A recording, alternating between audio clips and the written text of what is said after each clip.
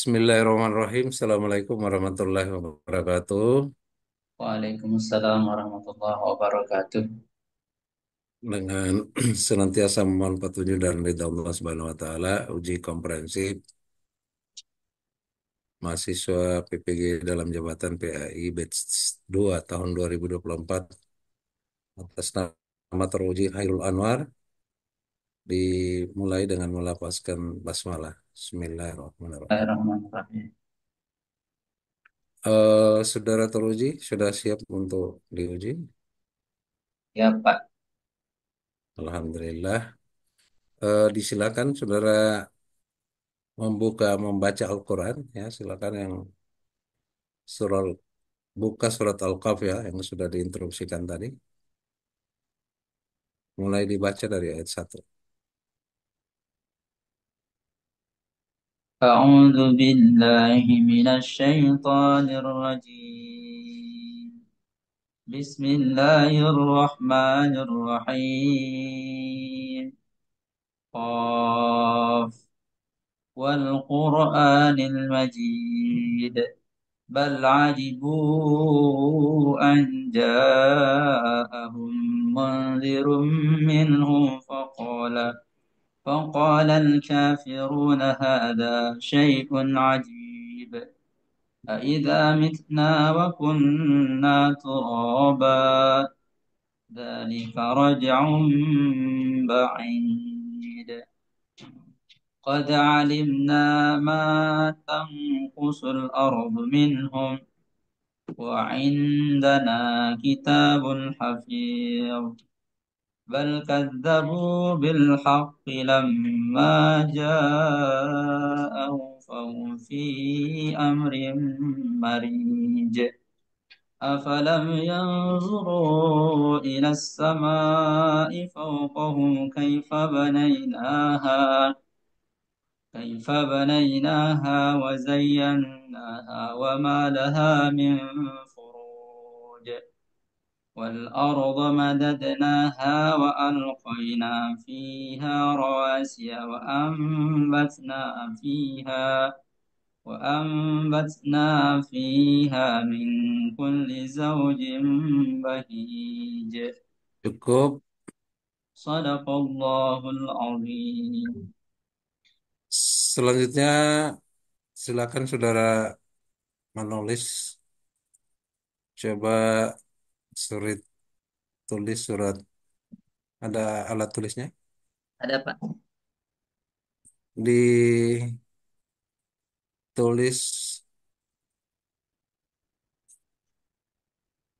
surat Al-Alaq saja ayat 1 sampai.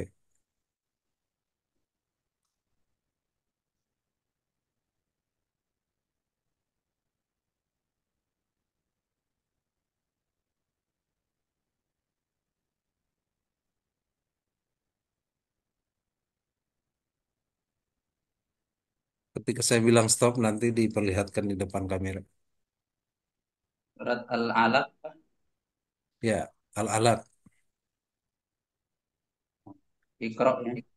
Ya,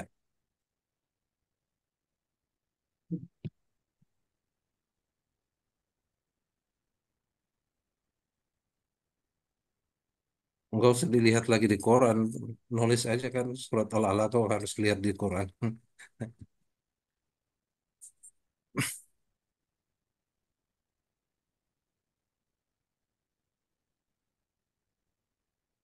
Ya, waktu Pak. Ya, ya.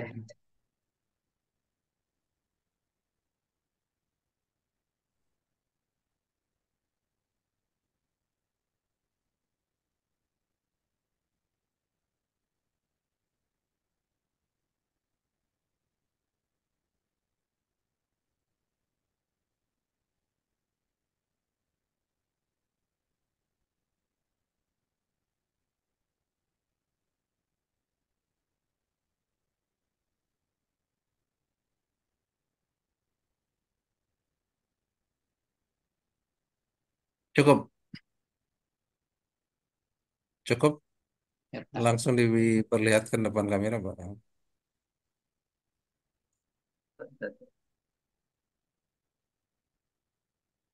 Oke, baik. Terima kasih.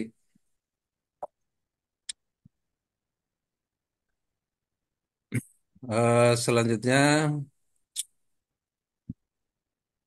saudara teruji, disisihkan dulu Al-Quran dengan alat tulisnya tadi. Selanjutnya kita konsentrasi pada uji praktik dulu ya. Silakan Anda mempraktikkan eh, kegiatan inti ya pada penerapan PJBL ya.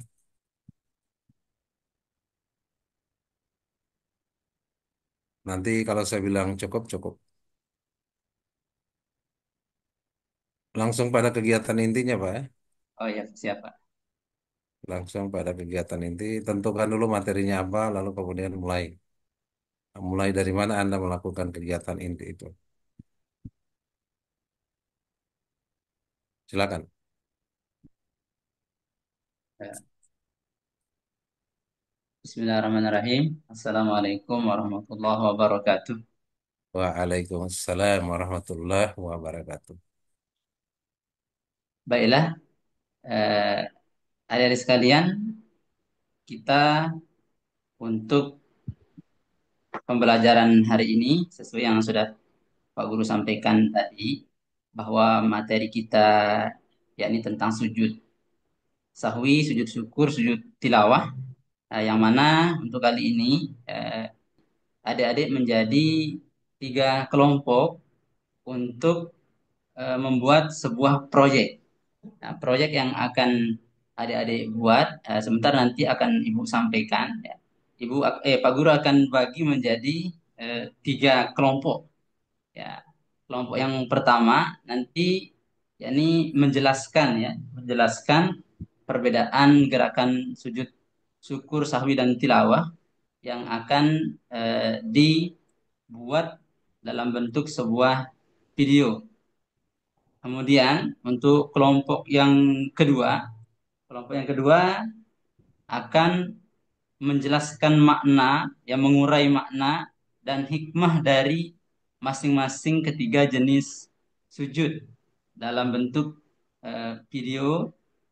Kemudian kelompok yang ketiga nanti adik-adik akan menyusun urutan langkah-langkah pelaksanaan sujud.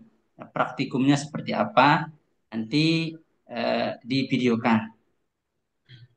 Jadi itu adik-adik sekalian bisa dimengerti adik-adik sekalian ya untuk proses pembelajaran kita kali ini kita akan membuat sebuah proyek. Nanti silahkan berkumpul dengan teman kelompoknya masing-masing. Kemudian tentukan siapa yang akan divideokan, buat scan-nya seperti apa, alurnya seperti apa, untuk sebentar nanti kalian selesaikan. Nah, setelah kalian berembuk, kita akan keluar nanti untuk pengambilan gambar dan HP yang adik-adik bawa nanti silakan dimanfaatkan untuk mencari referensi, baik contoh video terkait dengan materi yang atau proyek yang akan dihasilkan ataupun mungkin tambahan-tambahan yang lainnya. Silahkan nanti dimanfaatkan HP yang adik-adik bawa. Bisa dipahami adik-adik sekalian ya? Nah, untuk kelompok silahkan, kelompok satu nanti di sini ya.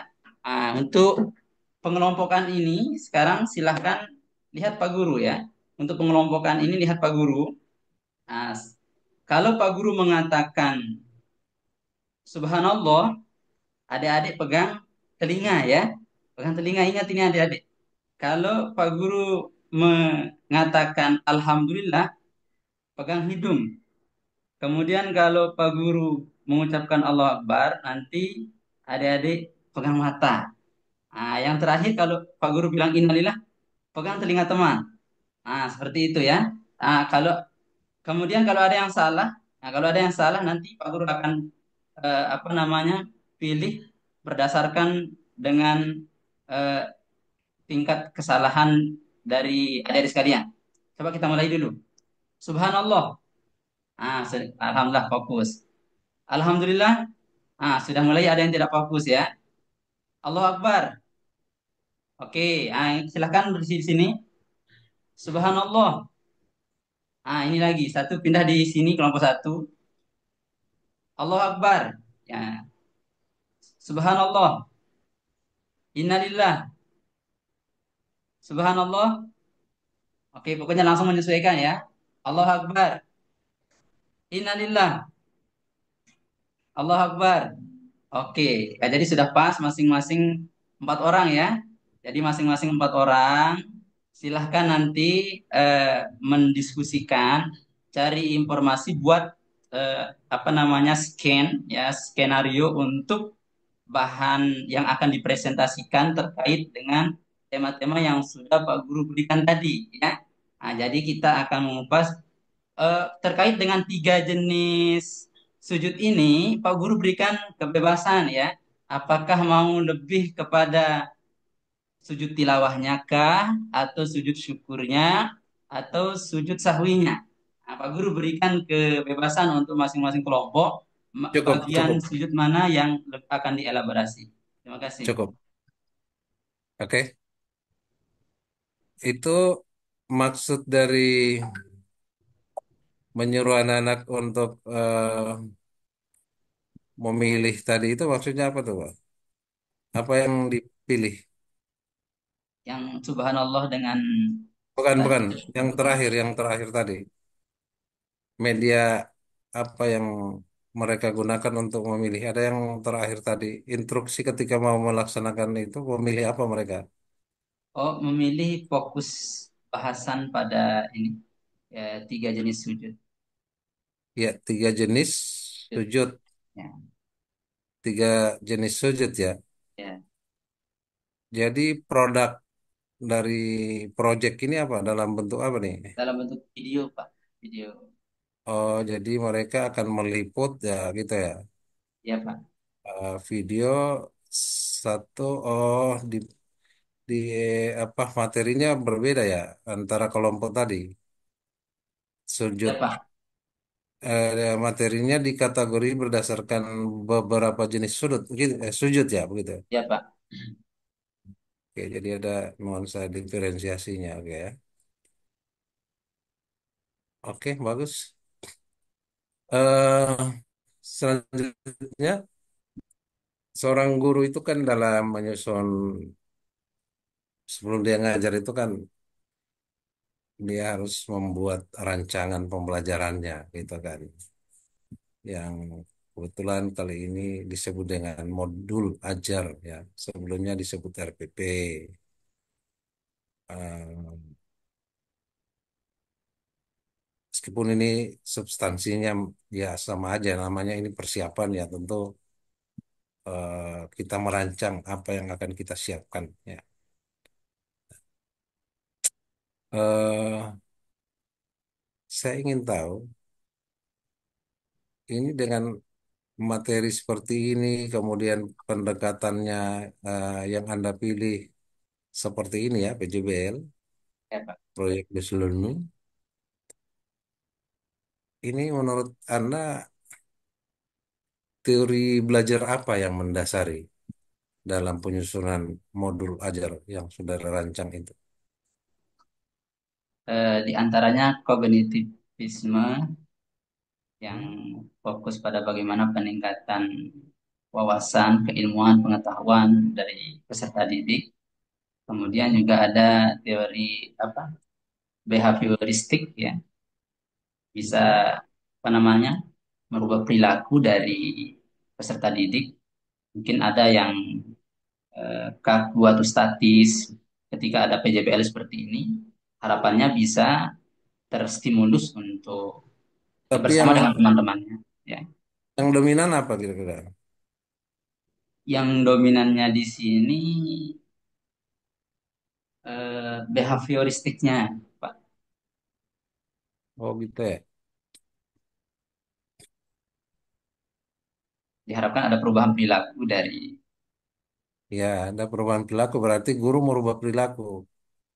Dominasi guru masih teacher center ya gitu. Kalau menggunakan behaviorism itu kalau kadang-kadang nih kebablasannya di situ. Ya, karena menganggap peserta didik itu adalah manusia yang tidak berdaya, maka dominasi guru menjadi tinggi. Sebetulnya kalau Anda pertimbangkan kontekstual, saya kira ini pembelajaran kontekstual dengan mencoba mengkontestasi mereka eh, apa namanya model-model sujud itu, macam-macam sujud ya. Mungkin bagi saya ini mungkin lebih cocok ke kontekstual teaching learning ya gitu. Bagaimana mon- kon- apa, mengkontekstualisasikan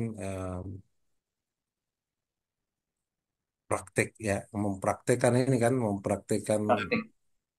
ya itu lalu kemudian kreativitas muncul juga ketika mereka melakukan proyek itu bekerja sama dan uh, memvideokan ya gitu kan dan sekaligus mungkin mengkampanyekan di medsos ya gitu. Ya, Setelah itu menjadi produk uh, dari proyek ini. Jadi saya kira ini menarik kalau mungkin bukan suka atau tidak suka. Kalau Anda memahami teori belajar behaviorisme itu ya memang ada stimulus respon itu nggak salah sih. Ya, cuma kecenderungannya kalau dilihat dari sejarah behaviorisme itu sendiri, ini kecenderungannya pada teacher center karena guru yang mendominasi itu. Maka ada baiknya itu yang diwanti-wanti kalau mau mencoba mendasarkan diri pada teori behaviorisme. Ya, tadi kayaknya saya lebih cocok ini kontekstual nih dengan mengkontekstualisasikan ya beberapa materi sujud yang berbeda tadi dikontekstualisasikan lalu kemudian itu kan dengan memutar rekamannya dan mengangkat itu di medsos kan ini kan mengkontekstualisasi bahwa ini loh sujud apa gitu ini sujud apa gitu kan yang benar ya gitu kan menurut syariat Islam seperti ini. Kira-kira gitu ya. Ya. Ini hanya sharing pendapat aja ya gitu. Oke, kita pindah ke persoalan berikutnya.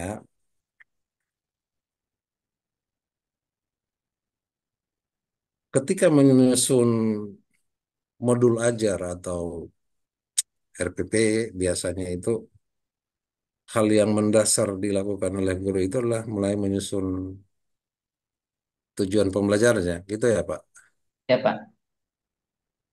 Ya, ketika menyusun tujuan pembelajaran,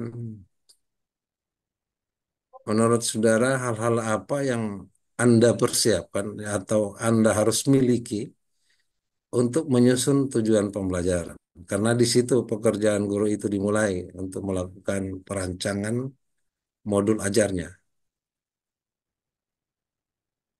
Hal-hal apa yang Anda harus milikin atau harus Anda perpegangi ketika mau menyusun secara praktis tujuan pembelajaran itu. Hmm. Tentu yang pertama itu sebagai guru harus memahami kurikulum ya, itu yang pertama dan standar kompetensi yang diharapkan oleh kurikulum itu sendiri. Kemudian setelah itu sebagai guru juga harus memahami profil peserta didik dengan segala karakteristik dan keunikannya itu nanti bisa menjadi apa namanya tolak ukur acuan untuk menentukan tujuan pembelajaran. Kemudian yang berikutnya juga yakni apa menentukan jenis kompetensi yang hendak dicapai itu seperti apa seperti itu. Ya, kalau masih seperti itu langkahnya apa? Itu masih K13 tuh, Pak. Eh, Di kurikulum Merdeka ini sudah diatur karena ini adalah justru ditentukan di sini adalah kompetensi awal. Kompetensi awal itu kan dari hasil asesmen yang dimiliki, yang apa kemampuan awal peserta didik ya itu yang disebut dengan potensi awal. Tetapi bukan itu maksud saya. Kan tugas Anda kan menyusun modul. Ketika menyusun modul masuk pada perancangan tujuan pembelajaran, oke satu kurikulum, tapi terkait dengan apa itu? Terkait dengan kurikulum tadi. Apa yang Untuk dilihat? Gitu. capaian pembelajaran, Yang perlu dianalisis pengenalan capaian capaian pembelajaran, kemudian ya. ya, berangkat dari situ baru ke TP dan ATP dan seterusnya. Jadi regulasi terkait dengan itu antara lain adalah CP ya kan. Ya, ya, Kalau CP terakhir ini kan nomor berapa CP terakhir? Tahun 2024. Ya, di Beskap itu ya 32 tahun 2024. Lalu di samping menganalisis CP, apa yang Anda melakukan dalam menyusun? Ya, di samping menganalisis CP, mungkin seperti yang tadi mau menyesuaikan dengan substansi atau esensi dari materi yang ada. Ya, Kira apa mana yang yang diperhatikan? dianalisis. Ya, setelah dianalisis, lalu ketika sudah meletakkan dia menjadi sebuah tujuan, apa hal lain yang harus diperhatikan di samping setelah kita menganalisis itu? Kemudian setelah menganalisis menentukan kata kerja operasional, Iya, ya, kata O ya, kata O KKO yang sesuai. Kalau yang memang sesuai. ya, oke, betul.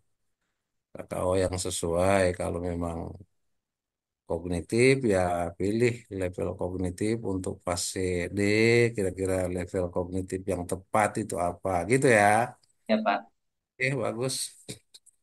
eh itu mengenai penyusunan tujuan. Ya, kemudian di dalam menyusun perangkat pembelajaran di samping tujuan, ini ada yang disebut dengan membuat instrumen yang dapat mengembangkan 4C ya. 4C itu kan critical thinking, creative thinking, reflective thinking, dan kemudian ada yang disebut dengan decision making. Instrumen asesmen, Anda paham? Instrumen asesmen yang dapat mengembangkan 4C yang Anda pahami itu seperti apa?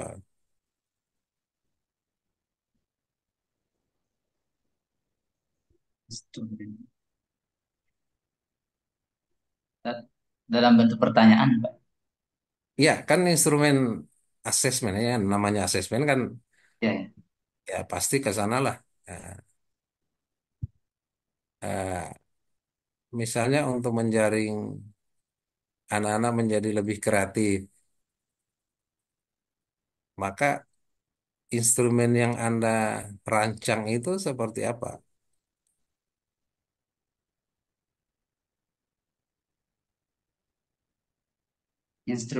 Instrumen yang sesuai dengan tingkat eh, kemampuan peserta didik. Bukan, maksud saya kan ada ini penerapan 4C tadi itu. Penerapannya kan lalu kemudian keterukurannya melalui instrumen ya gitu kan? Instrumen penilaian. Ya, mustahil kita menyiapkan instrumennya lalu kemudian dia punya penerapannya seperti apa instrumen tadi di dalam proses.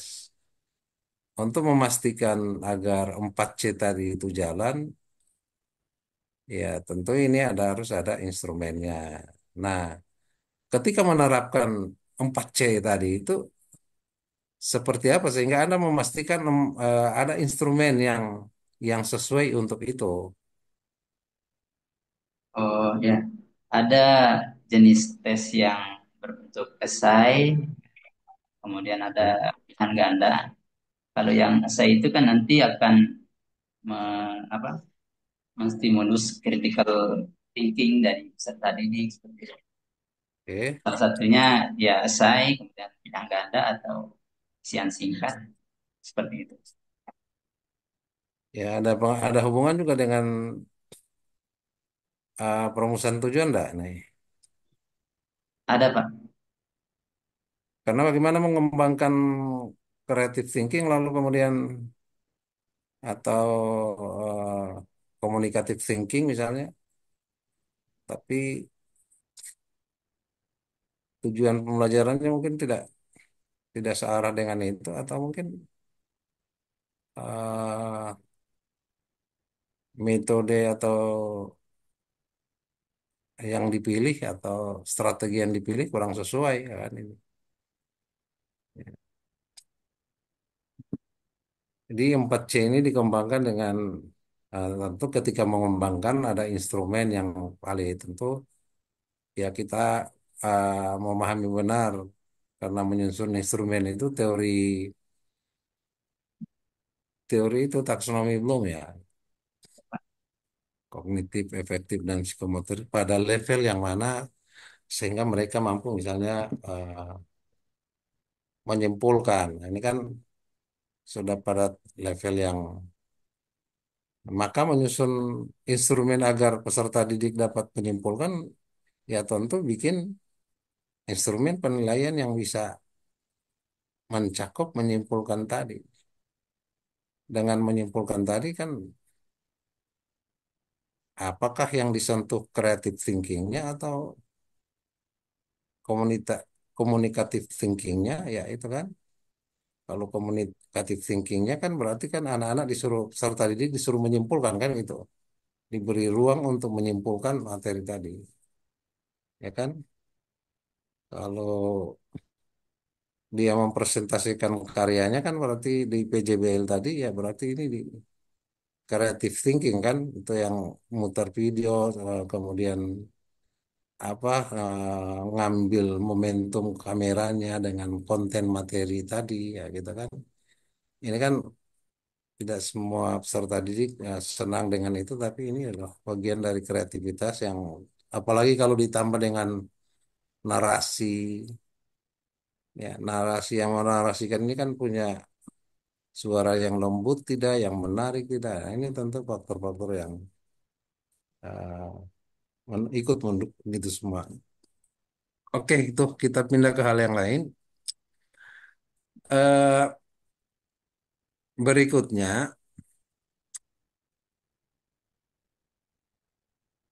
saudara pernah mendengar ada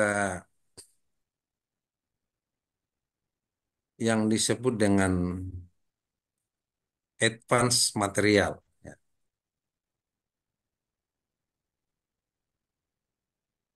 Terutama pada materi-materi pendidikan agama yang konsep, ya misalnya di konsep misalnya, ya pengertian tahara misalnya. Coba kalau Anda mau meletakkan pengertian tahara itu pada pada posisi advance material yang saudara pahami, kira-kira bagaimana Anda mengurai itu? Eh, Konsep advance material yang saya pahami itu adalah bagaimana sebuah materi itu di apa ya dibahas secara mendalam begitu. Bisa jadi dengan berbagai macam sudut pandang atau Ya, perspektif. Nah, ya, kaitannya dengan toharoh tadi itu, maka bisa saja kita urai itu kaitannya dengan kesehatan bahwa ternyata di balik apa ya perintah untuk memelihara atau menjaga betul atau sangat perhatian dengan kebersihan, bahwa itu adalah dalam rangka untuk kebaikan bagi manusia itu sendiri, dalam hal ini ya kesehatan. Baik kesehatan juga bisa lebih luas lagi, baik itu kesehatan secara fisik, mental begitu, bahkan kesehatan secara nalar begitu. Nah, artinya berangkat dari ide pokok yakni kebersihan yang tadi. Barangkali seperti itu Pak, kalau kaitannya dengan advance material. Ya, bukan saja dilihat dari berbagai perspektif, tapi juga ya biasanya kan peserta didik itu ya kebiasaan ya mohon maaf di guru-guru hanya misalnya pengertian tahara. Ya. Tadi materinya apa ya? Sujud ya, Setuju. kan pengertian sujud ya misalnya. Nanti kita periksa apakah pengertian sujudnya itu hanya satu pengertian menurut satu pendapat tertentu, misalnya hanya Imam Syafi'i ya misalnya kan, nah, menurut Imam Syafi'i seperti ini atau kan biasanya rujukan dalam fikih itu kan Imam mazhab ini ya. Bagaimana dengan mazhab lain ya kan? Nah itu juga advance material. Nah, jadi anak-anak sudah harus diarahkan untuk melihat menguasai materi itu dengan mengaitkan dengan HOTS juga ya. Ya Pak. Ya, bukan sekedar menjelaskan misalnya pengertiannya, tapi dia bisa membandingkan juga, ya kan? Bisa menyimpulkan ya. Jadi sudah pada level yang lebih tinggi gitu. Menyimpulkan berbagai pendapat tentang dari para apa ilmuwan atau fuqaha atau apa terkait dengan itu. Kalau ilmu fikih kan biasanya rujukannya kan ke para fuqaha gitu ya. Pendapat beberapa imam mazhab tentang sujud tadi misalnya. Jangan hanya satu definisi ya seolah-olah itu sudah selesai kan. Anak-anak sudah dibiasakan untuk mengkaji dari berbagai perspektif, oke, dari berbagai pengertian ya gitu kan, ya dari berbagai pandangan ya gitu kan, sehingga mereka harapannya bisa mensintesa pengertian-pengertian tadi itu menjadi sebuah kreativitas berpikir. Nah ini ya yang disebut dengan creative thinking juga kan itu. Oke, selanjutnya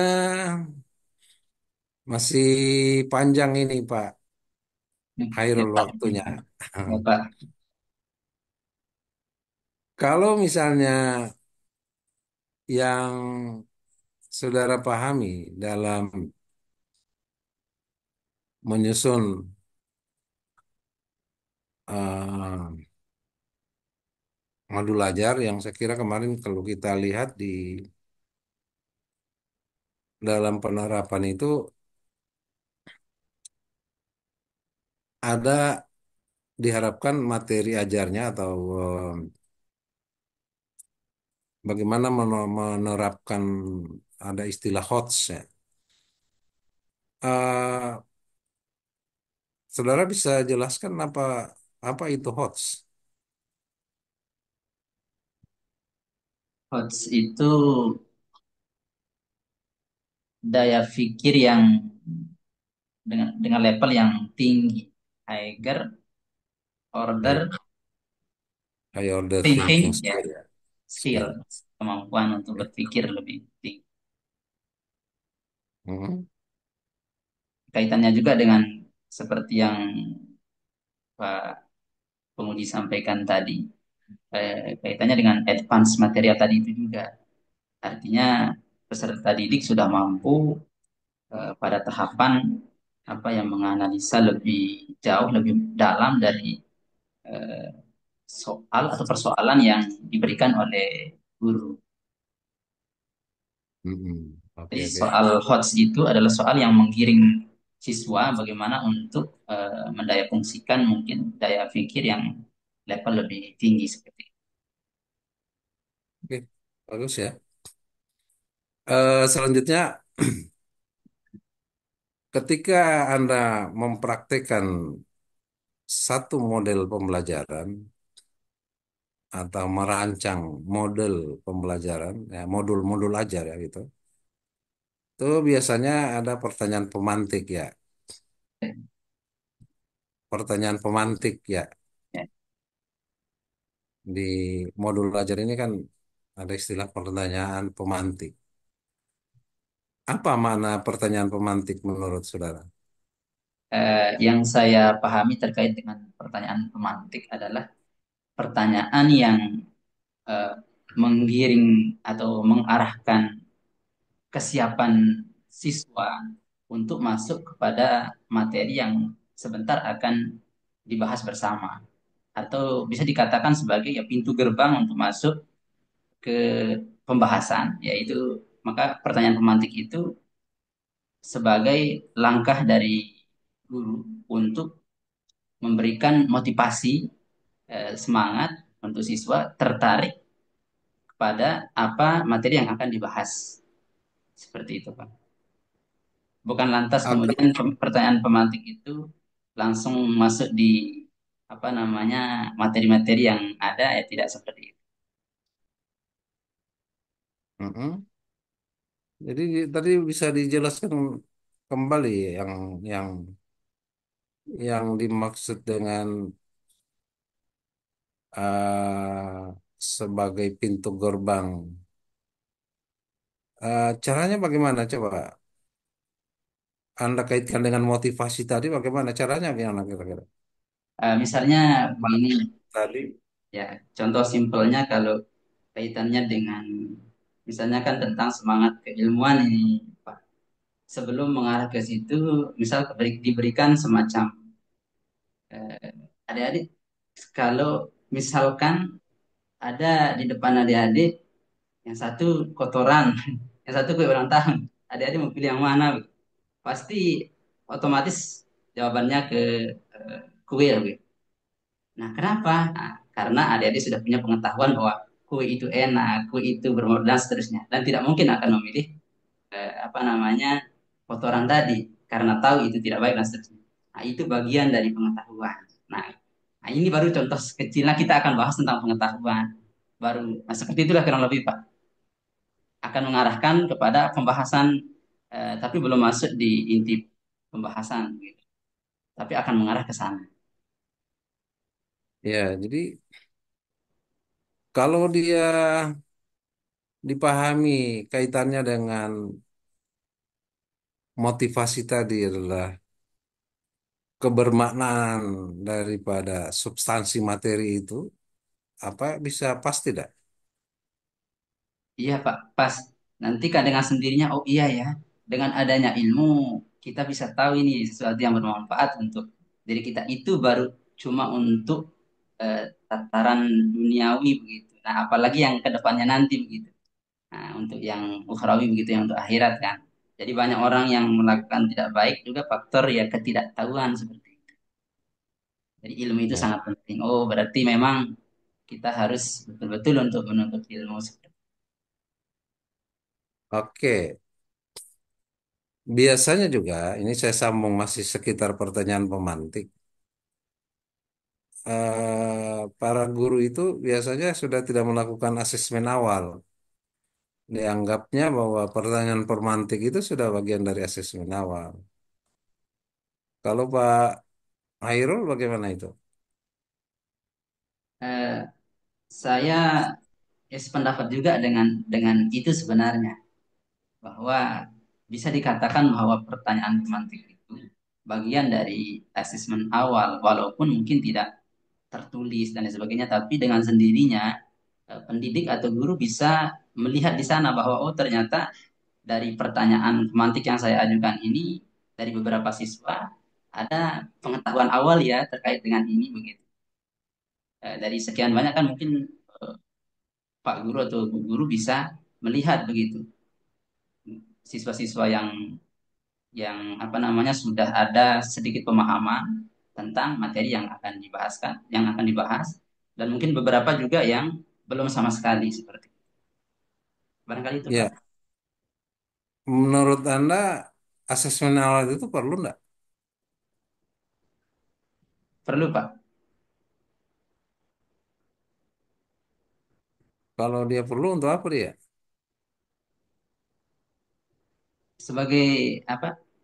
Untuk mengetahui pengetahuan awal peserta didik, Pak, dan Ya kesiapan untuk apa? belajar,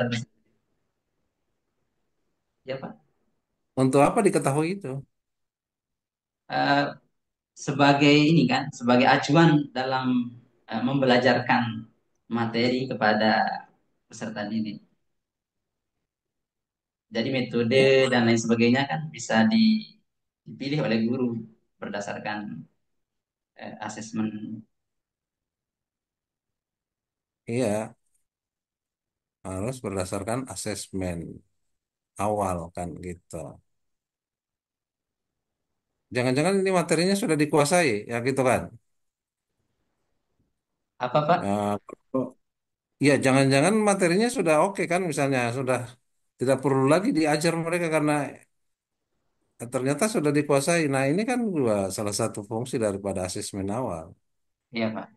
Training behaviornya, pengetahuan awal apa, kemampuan awalnya akan terukur di situ. Penting. Dengan kemampuan awal itu kan nanti dengan proses pembelajaran akan Belajar lebih apa efektif. namanya dilihat meningkat tidak ya? Kira-kira seperti itu ya. Ya, Pak. Kalau misalnya kita tidak melakukan asesmen awal, apakah menurut Anda ketahuan ini peningkat? Jangan-jangan pengetahuannya bukan hasil proses yang kita lakukan, ya. Oh, setelah asesmen akhir dia sudah bagus, misalnya sudah penguasaannya sudah. Tahu-tahunya ini karena memang mereka sudah mahir di situ. Nah, di sini kan, oh ini batasnya di sini, batas kemampuan awalnya di sini gitu kan. Sehingga dengan proses yang dilakukan, ya harapannya mereka meningkat. Nah, dari itu tentu Betul. setiap anak berbeda-beda pula, makanya ini penting juga untuk mengetahui diferensiasinya.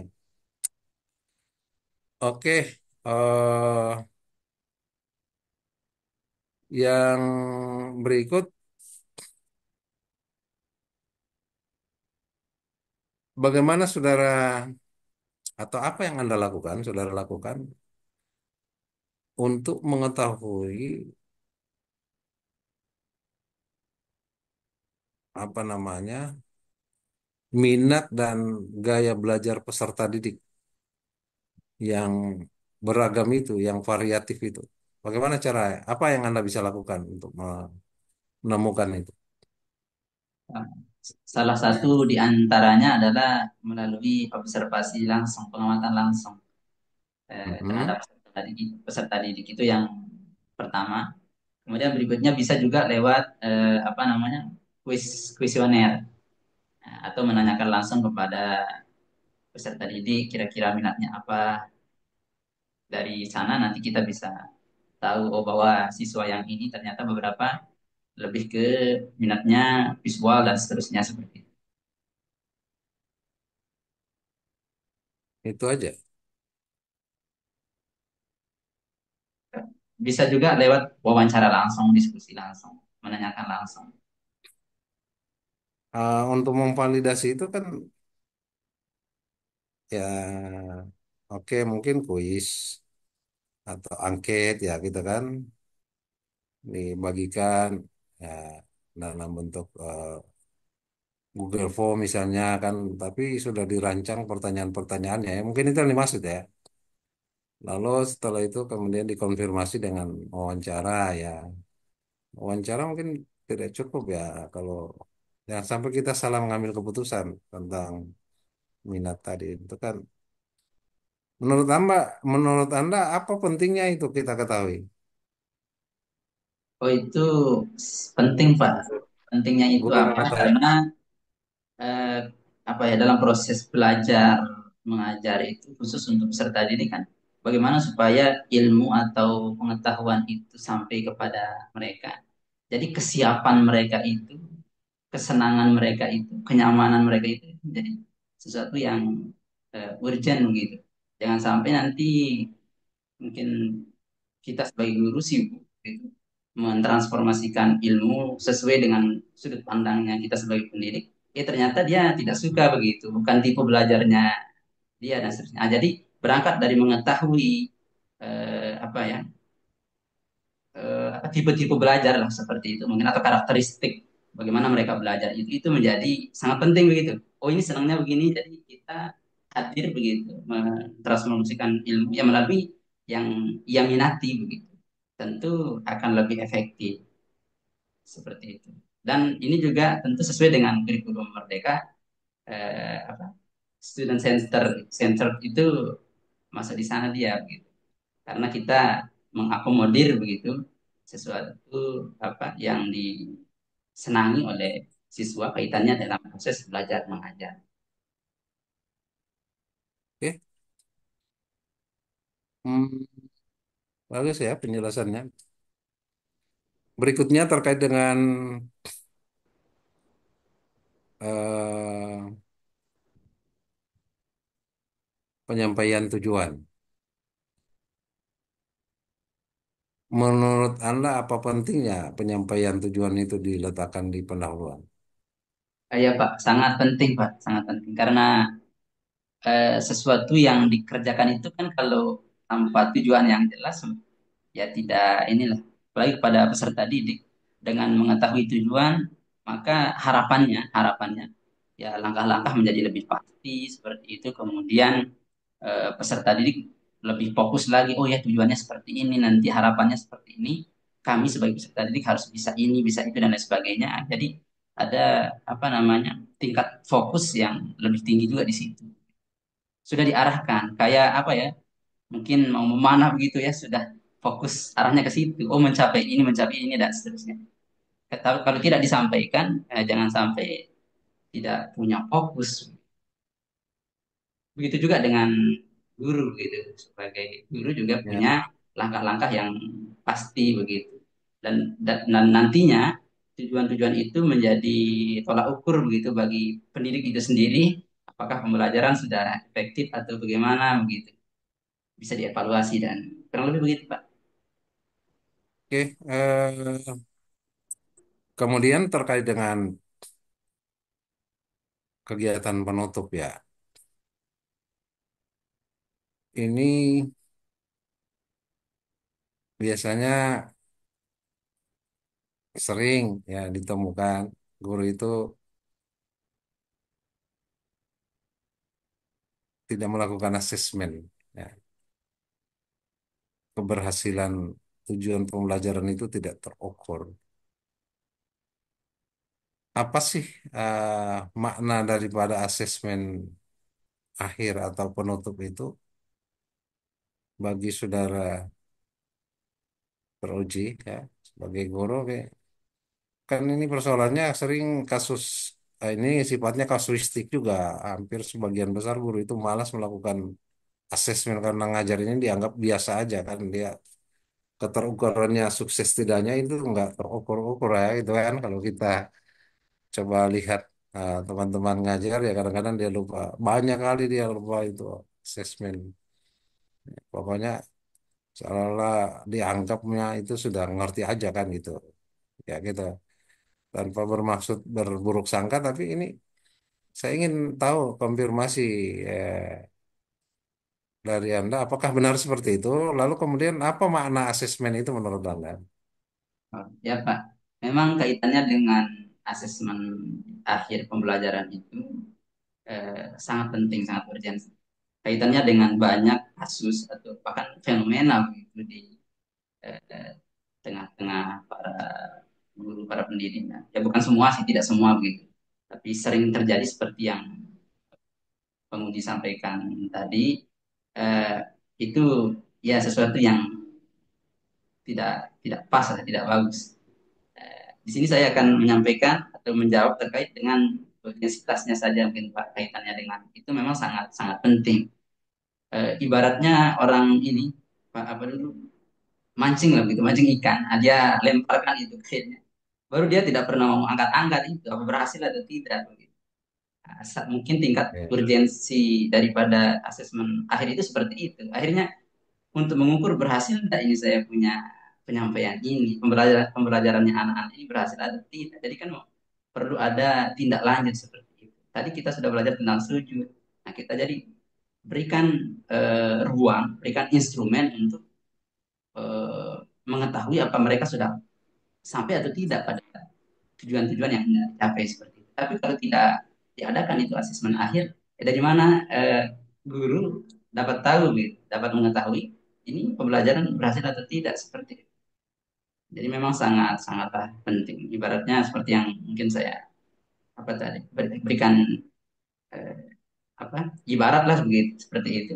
Hanya melempar ke air baru membiarkan saja begitu apa dapat ikan atau tidak. Oke, Barangkali itu Pak Penguji. ya, ya cukup ya soal itu. Terakhir pertanyaan saya ini ya, ini terkait dengan gaya belajar. Ya. Berapa macam gaya belajar yang saudara pelajari? Gaya belajar peserta didik. Gaya belajar itu yang saya pahami ada tiga. Ada tiga, ada Ya. gaya belajar visual begitu, yang apa nama orientasinya itu pada gambar-gambar begitu, video. Kemudian yang berikutnya ada auditori yang kecenderungannya itu dia sangat paham kalau mendengarkan gitu. Dia sangat paham, cepat sekali mengerti kalau mendengarkan, dan banyak itu memang yang seperti itu Pak, bahkan yang berprestasi ya, pengalaman kami baik ketika masih menjadi peserta didik dan sekarang-sekarang juga banyak di antara peserta didik yang berprestasi melalui ini dengan gaya belajar auditori, menyuruh temannya membaca tapi justru dia yang lebih paham seperti itu. Ketika ada momen-momen untuk lomba KSM atau apa olimpiade gitu, temannya yang baca dia yang lebih paham. Nah, ini gaya belajar yang auditori. Kemudian yang berikutnya ada lagi yakni gaya belajar yang apa ya, yang bergerak ini kinestetik, artinya suka bergerak, banyak bergerak begitu. Dia kurang suka kalau hanya mendengarkan atau gambar, terkadang seperti itu. Itu yang saya pahami ada tiga gaya itu, ada visual, kemudian auditory, dan kinestetik. Oke, mungkin cukup ya dengan waktu ini sudah lebih dari 51 menit. Terima kasih Pak. Ya, cukup diskusinya. Alhamdulillah ini dengan jawaban tadi ini insya Allah bisa melegakan hati kami sebagai pengujian. Amin. Kemampuan Anda luar biasa. Oke, dengan demikian maka kita akhiri uji komprehensif atas nama Hairul Anwar ya dengan ucapan Alhamdulillahirabbil Alhamdulillah. alamin. Assalamualaikum warahmatullahi wabarakatuh. Waalaikumsalam warahmatullahi wabarakatuh. Terima kasih Pak.